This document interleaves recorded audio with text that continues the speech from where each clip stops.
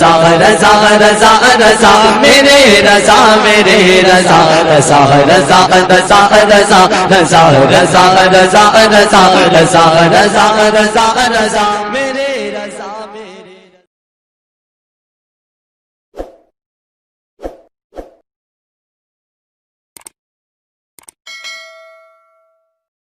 السلام علیکم ورحمۃ اللہ وبرکاتہ۔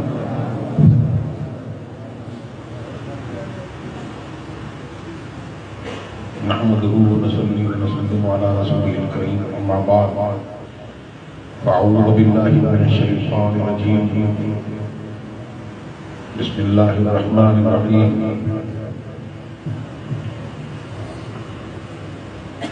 وما أرسلناك إلا رحمة للعالمين، صدق الله العلي العظيم وبلغنا رسوله النبي الكريم، ونحن على ذلك لمن الشاهدين والشاكرين، والحمد لله رب العالمين۔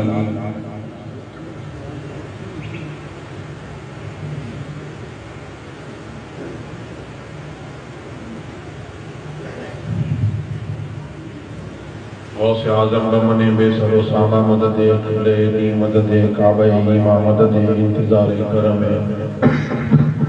اس من عینی رہا ہے خدا بھی ہو خدا بھی ہو خدا کا مدد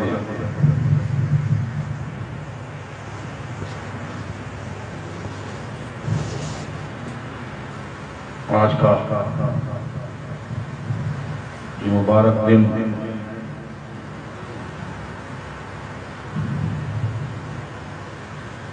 سرکار دو عالم صلی اللہ علیہ وسلم کی آمد کا دن ہے۔ سرکار دو عالم صلی اللہ علیہ وسلم وہ اللہ تبارک و تعالیٰ نے تمام عالم پر، تمام لوگوں پر، ساری مخلوق پر، جن و انس پر، سب پر رحمت بنا کر بھیجا۔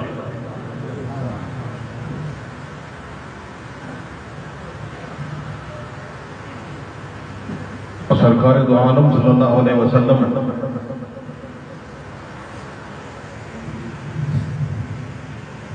وہ ایسا رحمت للعالمین بنا کر بھیجا کہ پہلے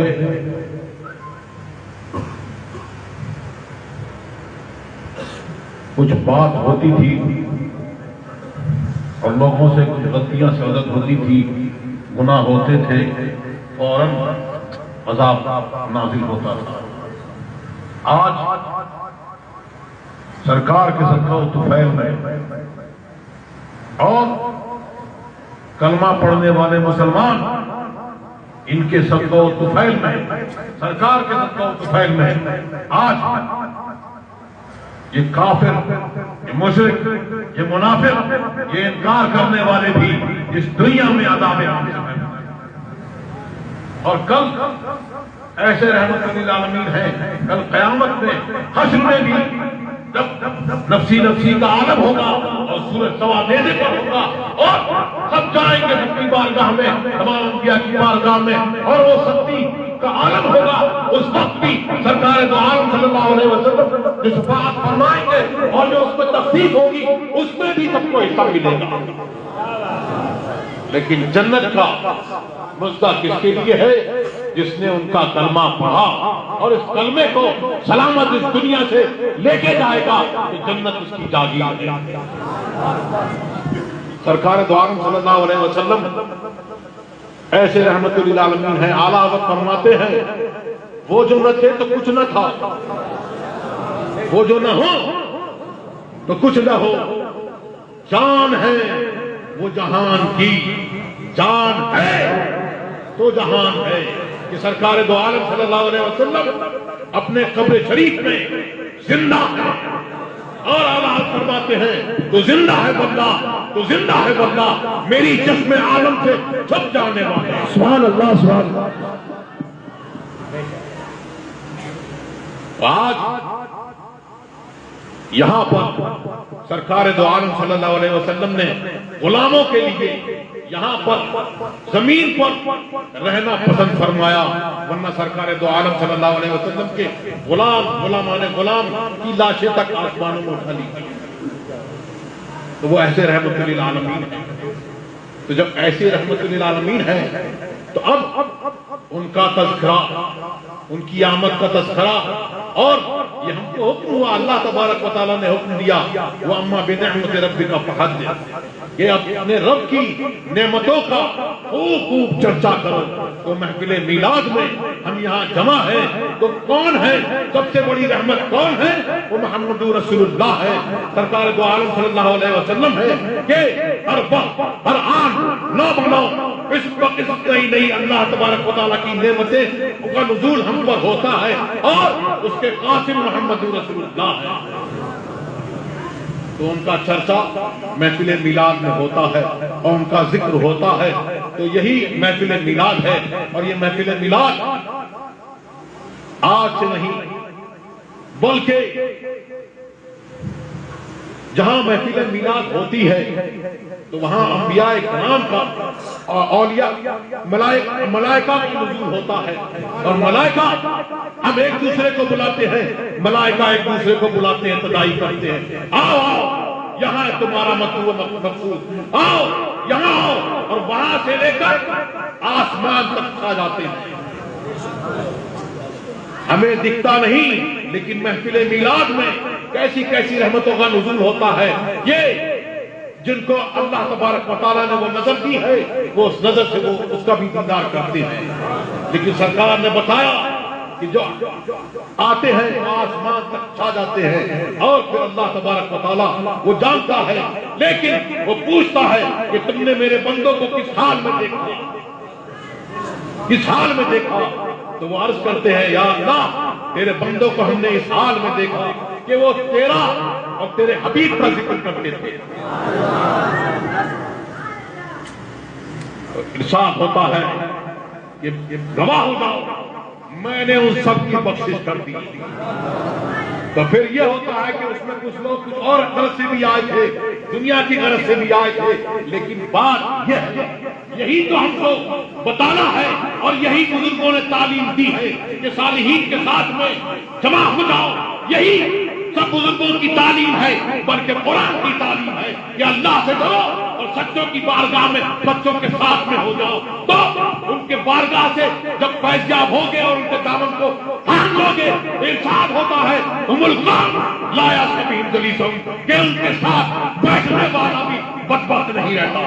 سبحان اللہ سبحان اللہ، نعرہ تکبیر، نعرہ رسالت، سرکار کی آمد، جشن عید میلاد النبی، نعرہ تکبیر۔ تو یہ ذکر سرکار دو عالم صلی اللہ علیہ وسلم کا ہمیشہ ہوتا رہا۔ حضرت آدم علیہ نبینا علیہ الصلوۃ والتسلیم کی اولاد میں یہ ذکر ہمیشہ ہوا، بلکہ ان کو پہلے دن سے یہی تعلیم کی گئی، بتایا گیا کہ جب ان کے پتلے میں روح پھونکی گئی اور جب انہوں نے نگاہ اٹھی تو آسمان پر لکھا دیکھا لا الہ الا اللہ محمد رسول اللہ۔ جب انہوں نے دیکھا تو عرض کی یا اللہ یہ کون ہے کہ یہ تیری اولاد میں سب سے پچھلا پیغمبر ہے، اگر یہ نہ ہوتے تو میں تجھ کو پیدا نہ کرتا، نہ یہ زمین و آسمان بناتا۔ اعلیٰ حضرت اور تاج الشریعہ اسی کو فرماتے ہیں تم جو نہ تھے تو کچھ نہ تھا، تم جو نہ ہو تو کچھ نہ ہو، جانے جہاں تم ہی تو ہو، جانے جنا تم ہی تو ہو۔ تو یہ ہمیشہ وہ ذکر کرتے رہے، یہاں تک کہ جب وصال شریف کا وقت قریب آیا تو حضرت شیش علیہ السلام کو بلایا اور فرمایا کہ عروہ وثقیٰ کو کبھی نہ چھوڑنا، مضبوط سہارا کبھی نہ چھوڑنا۔ مضبوط سہارا کون؟ محمد رسول اللہ۔ ان کا ذکر ہمیشہ کرتے رہنا کہ میں نے ملائکہ کو دیکھا کہ کوئی ساعت ایسی نہیں کہ وہ ان کا ذکر نہ کر رہے ہیں۔ تو ان کا ذکر وہ ذکر ہے کہ ہمیشہ ہر جگہ ہر دور میں ہوتا رہا، اور اعلیٰ حضرت نے فرمایا اور یہ بتایا کہ غلاموں کی پہچان کیا ہونی چاہیے کہ سرکار جب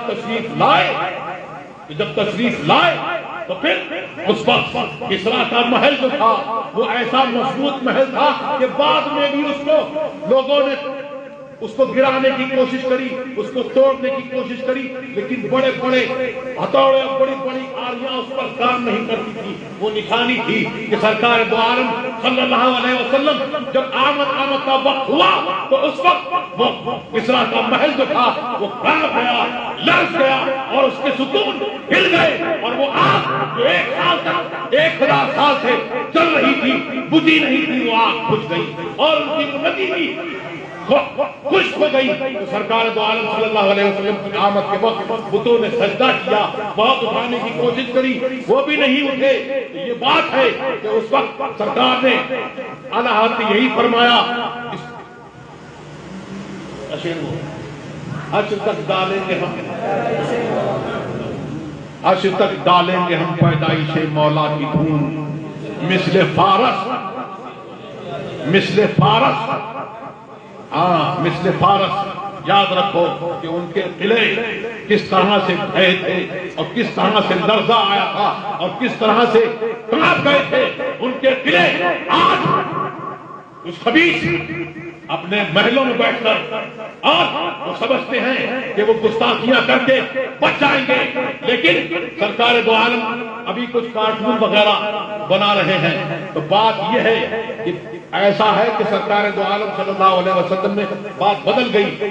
سرکار دو عالم صلی اللہ علیہ وسلم نے ارشاد فرمایا، بلکہ امام بصیری نے سرکار نے فرمایا کہ میں جیسا ہوں وہ اس کی حقیقت میرے رب کے سوا کوئی نہیں جانتا۔ اور یہ کس سے فرمایا؟ حضرت عارف الناس حضرت صدیق اکبر رضی اللہ تعالیٰ عنہ سے، ان سے ارشاد فرمایا کہ جیسا میں ہوں میرے رب کے سوا میری حقیقت کو کوئی نہیں جانتا۔ تو پھر امام بصیری نے فرمایا کیف یدرک فی الدنیا حقیقتہ قوم نیام تسلون بالعلوم، کہ آپ کی حقیقت کو کوئی کیسے جان سکتا ہے؟ قوم نیام، لوگ سو رہے ہیں، قوم نیام کیف یدرک فی الدنیا حقیقتہ قوم نیام تسلون بالعلوم، خواب میں ہی دیدار کر راضی ہیں۔ اعلیٰ حضرت نے فرمایا کہ اس حقیقت کے اعتبار سے سرکار دو عالم صلی اللہ علیہ وسلم کی نور کی حقیقت کے اعتبار سے صحابہ کرام بھی اس کے مصداق ہیں کہ صحابہ کرام نے جو دیکھا تو وہ نورانی چہرہ ہی دیکھا، بلکہ سرکار دو عالم صلی اللہ علیہ وسلم نے فرمایا کہ میں غیرت والا ہوں اور ساتھ غیرت والا ہے، میں اس سے زیادہ غیرت والا ہوں، اور اللہ تبارک و تعالیٰ مجھ سے زیادہ غیرت والا ہے۔ تو وہ رب غیرت والا رب وہ کب چاہے گا کہ محمد رسول اللہ جو اس کے محبوب ہیں ان کی ادا پر کوئی مطلع ہو؟ تو فرماتے ہیں کہ جمال مصطفیٰ پر اللہ تبارک و تعالیٰ نے 70,000 پردے ڈالے کہ اگر ایک پردہ ہٹا دیا جائے تو آفتاب جل کر خاک ہو جائے۔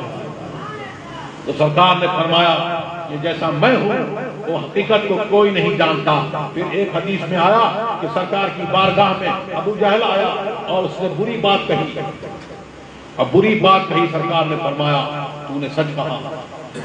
پھر اس کے بعد صدیق اکبر رضی اللہ تعالیٰ عنہ وہ اٹھے اور سرکار کی بارگاہ میں عرض کیا کہ آپ آفتاب ہیں، آپ جیسا جمال والا میں نے کہیں نہیں دیکھا، آپ آفتاب ہیں نہ شرقی نہ غربی۔ سرکار نے فرمایا تم نے سچ کہا۔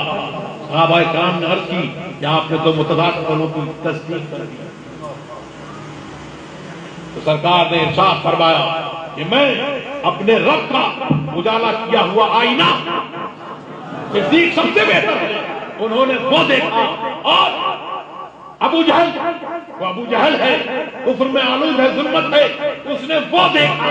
تو آج جو یہ کارٹون بنا رہے ہیں یہ اپنی ہی شکلیں بنا رہے ہیں، لیکن ان سے منسوخ کر کے ہم کسی طرح کی کوئی گستاخی کرنے کی کوشش کرے ہم اس کو برداشت نہیں کرتے۔ اور फ्रीडम और एक्सप्रेशन के नाम पर, अभिव्यक्ति की स्वतंत्रता के नाम पर ये तमाशा किया जा रहा है। अगर यहूदियों के खिलाफ कुछ लिखा जाए तो कहते हैं एंटीसेमिटिज्म, लेकिन अगर इस्लाम के खिलाफ लिखा जाए तो कहते हैं कि ये अभिव्यक्ति की स्वतंत्रता है, बोलने की आजादी है।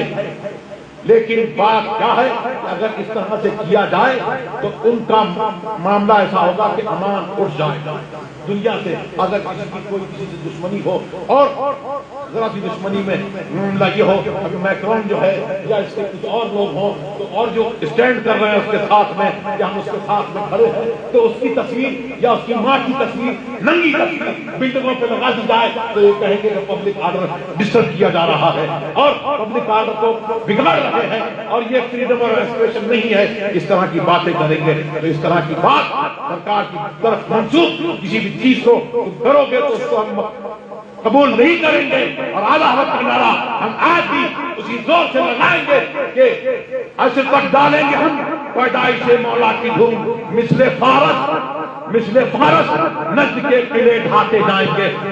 गुस्ताखे रसूल में चाहे वो हिंदुस्तान में बस्ती हो, चाहे वो दिल्ली में बैठा बैठती हो, और जो गुस्ताख होगा हम उनके किले जरूर इंशाअल्लाह ढा देंगे। और वो कैसे ढाएंगे कि सरकार दो आलम सल्लल्लाहु अलैहि वसल्लम ने जो पैगाम दिया कि अवामिर नवाही की पाबंदी करो, शरीयत की पाबंदी करो, उस शरीयत की पाबंदी करो।